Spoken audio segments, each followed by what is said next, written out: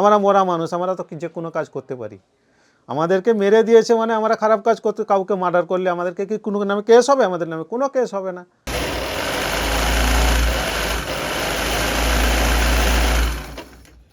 যে মানুষটিকে স্ক্রিনে দেখা যাচ্ছে, খাতায় কলমে তিনি আসলে মৃত। রাষ্ট্র নোটিশ দিয়ে জানিয়ে দিয়েছে শেখ জাহাঙ্গীর আলম মারা গেছেন। নিজের হাতে মারা যাওয়া সেই নোটিশ গ্রহণ করেছেন জাহাঙ্গীর, আর তারপর থেকে আক্ষরিক অর্থেই শুরু হয়েছে তার বাঁচার লড়াই। কষ্ট তো হয়েছে, অবশ্যই কষ্ট হয়েছে। যখন শুনেছি মারা গেছি তখন একটা জিন্দা মানুষকে মেরে দিয়েছে, কষ্ট অবশ্যই হয়েছে। অলরেডি হর মানুষ কষ্ট পেয়েছে। আমাদের যে 150 জন মারা গেছে, 150 জনকে মেরে দিয়েছে আমাদের রাজ্যের মানুষকে, জিন্দা মানুষকে, সবাই কষ্ট পেয়েছে, শুধু আমি একা কষ্ট পাই না।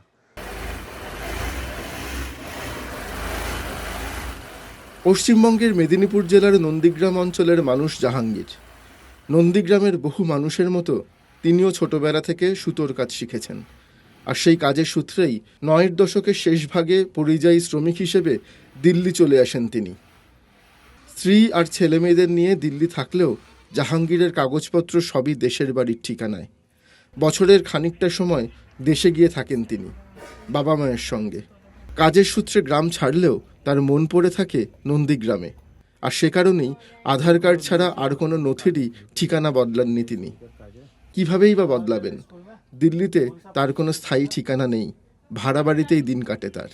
পশ্চিমবঙ্গের নির্বাচন কমিশন এসআইআর শুরু করার পর জাহাঙ্গীর জানতে পারেন ভোটার তালিকা থেকে তার নাম কেটে দেওয়া হয়েছে, কারণ তিনি মৃত। বিষয়টি নিয়ে প্রশাসনের দরজায় দরজায় দৌড়চ্ছেন তিনি।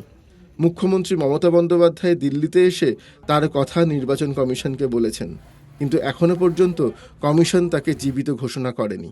রাজ্য থেকে খবর এলো, রাজ্য থেকে খবর এসে বলছে আরে দিদি আসবে, দিদি তোমাদেরকে নিয়ে ইলেকশন কমিশনারের কাছে যাবে।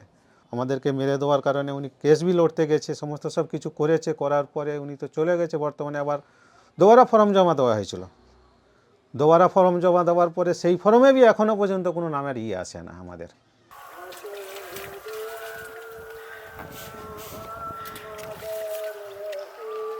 অভিযোগ, জাহাঙ্গীরের মতো বহু জীবিত মানুষকে মৃত ঘোষণা করেছে নির্বাচন কমিশন।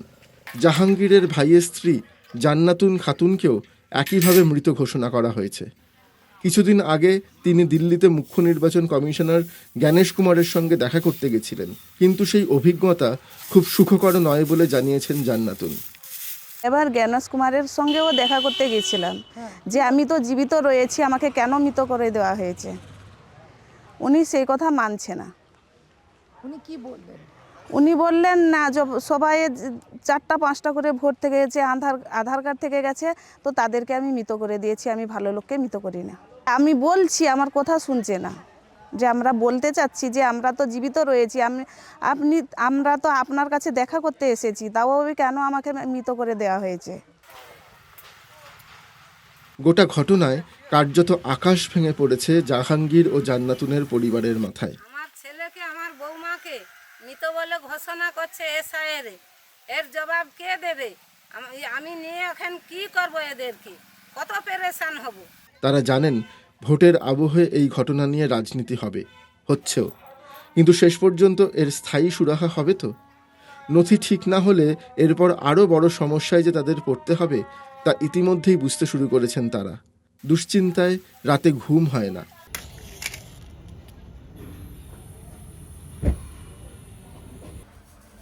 ইফতারের সীমাই ভাজতে ভাজতেও স্বামীকে কিভাবে জীবিত প্রমাণ করা যায়, সাংবাদিককে সেই প্রশ্ন অনর্গল করে চললেন জাহাঙ্গীরের স্ত্রী কাশ্মীরা।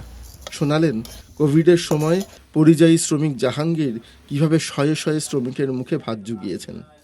আমার ছোট ছেলেটার যখন বয়স 2.5 মাস, তখন এই প্রথম লকডাউন পড়ে যায়। সব মানুষরা তো ফেঁসে গেছে, বেশ কোথায় যাবে, ওরা খুব খাওয়ার জন্য বিভ্রান্ত। তো ওদেরকে আমার স্বামী যাকে মৃত করেছে, ওদেরকে সবাইকে আমি রান্না করে দিতাম। ওদেরকে খাওয়ার পর্যন্ত লকডাউনে পুরো বন্ধ, সবাইকে খাওয়ার বেটে ওখানে রুমে রুমে দিয়ে এসছে। ওরা খেয়েছে, 2 সপ্তাহ পর্যন্ত খাইয়েছি আমি, আর বেশি খাওয়াইনি, 2 সপ্তাহ খাইয়েছি। যতটা পেয়েছি, যতটা হেল্প করেছি, ওনাকেই এখন সরকার থেকে কমিশনার এনাকে মৃত বলে ঘোষণা করে দিয়েছে। বলতে নেই।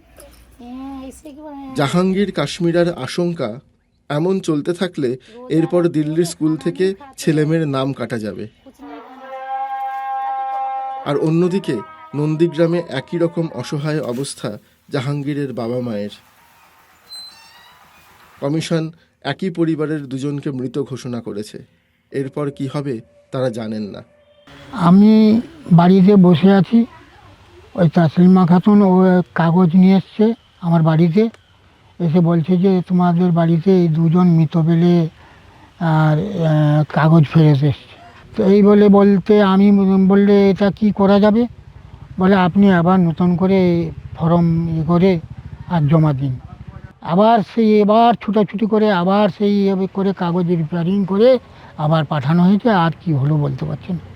এটা এসআইআর হওয়ার আগের তালিকা। ভোটার লিস্টে আমার নাম ছিল, এখানে আমার দাদারও নাম আছে আর এখানে আমারও নাম রয়েছে। এটা এসআইআর হওয়ার পরের লিস্ট, আমার কোনো জায়গায় নামই নেই, আমারও নেই, আমার দাদারও নাই। জাহাঙ্গীর, জান্নাতুন এবং তাদের পরিবারের হাতে এখন প্রমাণ বলতে পড়ে আছে কেবল কিছু কাগজ। এর আগে তারা যে ভোট দিয়েছেন সেই কাগজ, তাদের ভোটার কার্ড, আধার কার্ড, শ্রমের কার্ড, তাদের জলজান্ত অস্তিত্ব কমিশন স্বীকার করছে না। কিছু কাগজ যদি তাদের বাঁচিয়ে দিতে পারে।